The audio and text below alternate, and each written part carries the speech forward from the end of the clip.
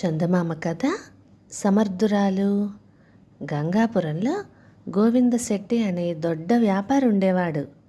అతని కొడుకు శ్రీమంతుడు. అతను వట్టి దద్దమ్మ. వాడికి పెళ్ళిడు వచ్చినా బుద్ధి వికసించలేదు. పెళ్లి చేస్తే వాడిలో మార్పు వస్తుందని కొందరు సలహా ఇచ్చారు. డబ్బున్నవాడు కావటం చేత గోవిందశెట్టి తేలిగ్గానే శ్రీమంతుడికి సంబంధం చూసి పెళ్లి చేశాడు. పెళ్లి కూతురు లక్ష్మి అందమైనదేగాక చురుకైనది కూడా. మనస్సు వికసించని శ్రీమంతుడు పెళ్లిలోనే తన భార్య కేసి చూడలేక సిగ్గుపడి భయపడ్డాడు కూడా. వాడి అమాయకత్వం చూసి వాడు వెర్రిబాగుల వాడని లక్ష్మి వైపు వాళ్ళు దిగులు పడ్డారు. లక్ష్మి మాత్రం తొనకలేదు.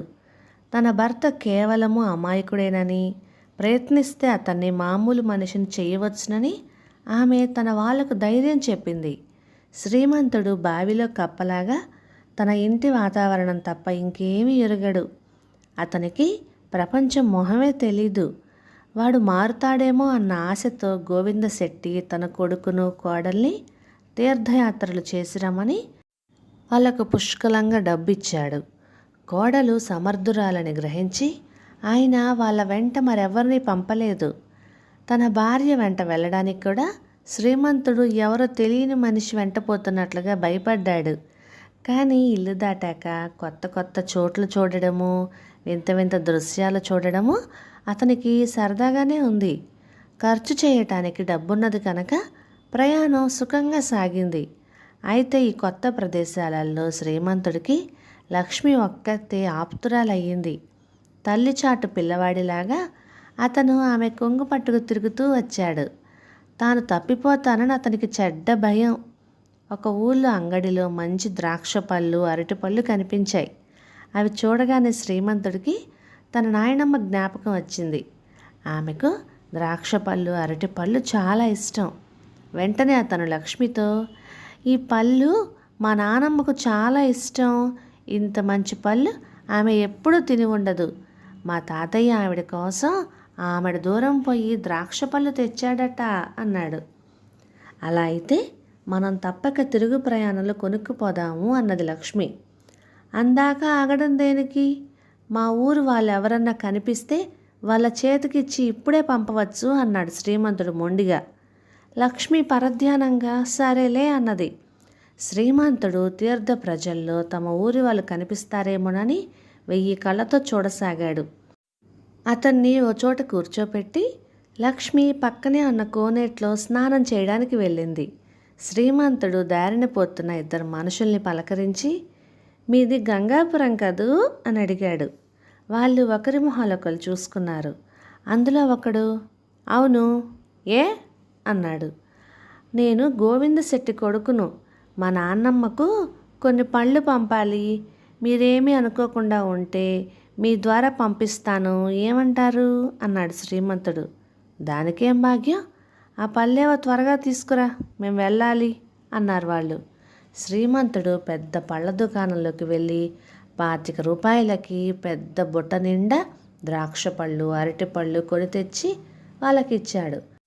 వీటిని జాగ్రత్తగా మా ఇంటికి చేర్చండి, మీ మేలు మరువను అన్నాడు. వాళ్ళు పళ్ళు తీసుకుని వెళ్ళిపోగానే శ్రీమంతుడు లక్ష్మి దగ్గరికి తిరిగి వచ్చి తాను చేసిన పని చెప్పాడు. లక్ష్మి నీరుగారిపోయి, ఇంకెప్పుడు అలా తెలియని మొఖాలను నమ్మకు, జ్ఞాపకం ఉంచుకో అన్నది. తర్వాత ఆ మనుషులు శ్రీమంతుని వదలదలుచుకోలేదు. శ్రీమంతుడు లక్ష్మి మరో యాత్రాస్థలానికి వెళ్ళేటప్పుడు వాళ్ళు కూడా వెనకగా అక్కడికి వచ్చారు. కొత్త చోట లక్ష్మి, శ్రీమంతుడు సత్రంలో మంచి గది తీసుకొని అందులో బస చేశారు. శ్రీమంతుడు సత్రం నుంచి ఒంటరిగా బయటికి రాగానే ఆ 2 అతని ఎదురుపడి నవ్వుతూ పలకరించారు. వాళ్ళని చూసి శ్రీమంతుడు పరమానందం చెంది, గంగాపురం నుంచి ఎప్పుడొచ్చారు? మా నానమ్మ ఏమన్నది? మా ఇంట్లో అందరూ బాగున్నారా అని అడిగాడు. నువ్వు పంపిన పళ్ళు చూసి మీ నాయనమ్మ సంతోషంతో మూర్ఛపోయింది. మీ నాన్న నీ తెలివికి సంతోషించాడు. పోతే మీ నానమ్మ నీకో మాట చెప్పమన్నది. యాత్రల నుంచి ఆమెకు ఒక వెండి పళ్ళెము, ఒక బంగారు లోటా కావాలట. వెంటనే పంపించమన్నది. మరి మేము వస్తాం అన్నారు వాళ్ళు. ఆగండి ఆగండి, మీరు గంగాపురం ఎప్పుడు వెళ్తున్నారు అన్నాడు శ్రీమంతుడు. ఇప్పుడే వెళ్తున్నాం, ఇంకెవరి ద్వారా ఆయన పంపించరాదా అన్నారు వాళ్ళు. అలా కాదు, ఇక్కడ నాకు మీరు కాక ఇంకెవరున్నారు అన్నాడు శ్రీమంతుడు. అయితే త్వరగా ఆ వెండి పళ్ళెము బంగారు లొట్ట ఇచ్చే మరి అని వాళ్ళు అతని తొందర చేశారు. శ్రీమంతుడు ఒక్క అంగళ సత్రానికి వెళ్ళి డబ్బుతో బయటకు వచ్చాడు. ముగ్గురు కలిసి బంగారం కొట్టుకు వెళ్ళి ఒక వెండి పళ్ళెము బంగారు లోట 150 రూపాయలకు కొన్నారు. వాటిని శ్రీమంతుడు ఆ మనుషులకిస్తూ తన కృతజ్ఞత తెలుపుకున్నాడు. వాళ్ళని పంపేసి శ్రీమంతుడు సత్రం గదికి తిరిగి వచ్చి, నువ్వు వట్టి అనుమానం మనిషివి, వాళ్ళు గంగాపురం నుంచి తిరిగి వచ్చారు అంటూ వాళ్ళతో జరిగిందంతా భార్యకు చెప్పాడు. లక్ష్మి సంచి తీసి చూస్తే అందులో డబ్బు లేదు. ఆమె నోట మాట రాలేదు. వాళ్ళు దొంగ వెధవలని నిరూపిస్తే తప్ప శ్రీమంతుడికి కళ్ళు తెరుపుడు పడవు. అందుచేత ఆమె అతనితో, అవును, వాళ్ళు పెద్ద మనుషులే, ఈసారి వాళ్ళు కనిపిస్తే చెప్పు, వాళ్ళను మర్యాదకు చేయకపోవటం ఏం బాగుంటుంది అన్నది. లక్ష్మి తన ఒంటి మీద నగలు కొన్ని అమ్మి మరొక యాత్రాస్థలానికి ప్రయాణం కట్టింది. దొంగలకు ఈ దంపతులు కిక్కురు మనకపోవటం చూసి మరింత ఆశ పుట్టింది. కొత్త స్థలంలో వాళ్ళిద్దరూ శ్రీమంతుడి కంటపడ్డారు.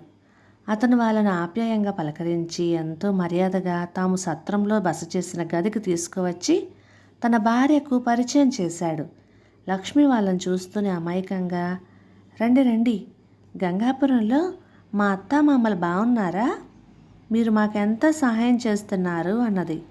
వాళ్ళు ఆమెను చూసి ఆ మొగుడికి తగ్గ పెళ్ళామే అనుకొని సంతోషించారు. ఆమె వారికి పలహారం పెట్టి, మీరు ఏమీ అనుకోకుండా మాకు మరొక్క సహాయం చేయాలి అన్నది. మేము మీకోసం ప్రత్యేకంగా ఏం చేయట్లేదు, మళ్ళా త్వరలోనే గంగాపురం పోతాం, ఏమన్నా కబురుంటే చెప్పండి అన్నారు వాళ్ళు. అయితే వెళ్ళే ముందు ఒకసారి కనిపించండి అని లక్ష్మి వాళ్ళని సాగనంపింది. తర్వాత ఆమె పక్క గదుల్లో వాళ్లకు దొంగల సంగతంతా చెప్పి వాళ్ళని పట్టుకోవటానికి ఒక నాటకం ఆడతానని, అందుకుగాను తన మామగారి వయస్సు గల ఒక పెద్ద మనిషి, ఆయన తల్లిలా కనిపించి ఒక ముసలావిడ సహాయపడాలని కోరింది. వాళ్ళు సరేనన్నారు. ఆమె వాళ్ళిద్దరినీ తీసుకొచ్చి ఒక మంచం మీద కూర్చోబెట్టింది. వాళ్ళు అప్పుడే వచ్చినట్టుగా ఒక సంచి, చేతికర్ర, చెప్పుల జత అక్కడే ఉంచింది. ఆమె శ్రీమంతుని నోరు మెదపవద్దని, ఏం జరిగేది చూస్తూ ఉండమని గట్టిగా హెచ్చరించింది. కొంతసేపటికి దొంగలు గదిలోకి వచ్చారు. వస్తూనే కొత్త వాళ్ళని చూస్తూనే గతుక్కుమన్నారు. రండి రండి, ఆగిపోయారేం? మీకు తెలుసుగా, వీరు మా మామగారు గోవింద శెట్టి గారు, ఆమె వారి తల్లి అన్నది లక్ష్మి. దొంగ వెధవలు తత్తరపడుతూనే పారిపోయే ఉద్దేశంతో వాకిలికేసి చూశారు. కానీ వాకిలికి అడ్డంగా యమదూతల్లాగా 4 మనుషులు వాళ్ళకేసి కొరకొరా చూస్తూ నిల్చుని ఉన్నారు. లక్ష్మి నడుం బిగించి, మా వారు ఇచ్చిన వెండి పళ్ళెము బంగారు లొట్ట ఏం చేశారు? చెప్పకపోతే మీ వీపులు బద్దలవుతాయి అన్నది. క్షమించండి, బుద్ధి గెడ్డి తిన్నది, మాకు గంగాపురం తెలీదు, వీళ్ళిద్దరిని మేము ఎరగం అంటూ వాళ్ళు లక్ష్మి కాళ్ళ మీద పడ్డారు. శ్రీమంతుడు పట్టరాని కోపంతో, ఎంత మోసం అంటూ కర్రతో ఇద్దరి వీపుల మీద కొట్టాడు. వాళ్ళు కాలి సత్తువ కొద్ది పారిపోయారు.